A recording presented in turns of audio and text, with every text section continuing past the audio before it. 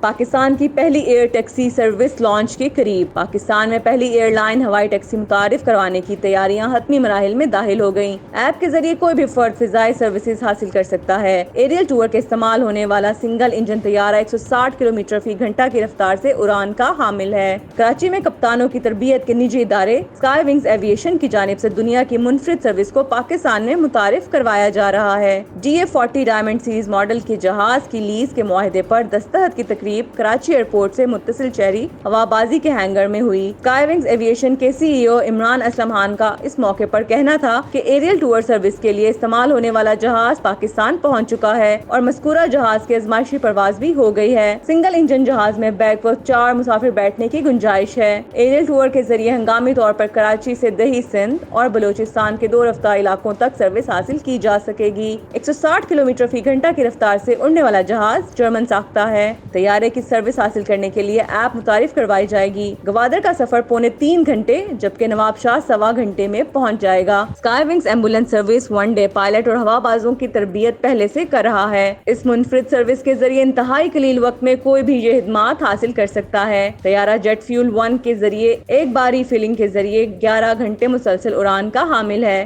عمران اسلم کے مطابق اس سے قبل ان کے ادارے نے کراچی سے موئنجودارو کی کامیاب پروازیں چھوٹے اور کم گنجائش والے طیاروں کے ذریعے کی ہے، جبکہ سیسنا اور پائپر ساختہ جہازوں پر پاکستانی ٹرک آرٹ کا سہرا بھی ان کے سر جاتا ہے۔ پاکستانی ٹرک آرٹ کے حامل جہازوں نے دنیا کے مختلف ہوائی اڈوں پر لینڈنگ کی ہے۔ اس ٹرک آرٹ والے طیاروں کو دنیا بھر میں پذیرائی ملی ہے، جبکہ پاکستان کے اس منفرد فن کو ترویج ملی ہے۔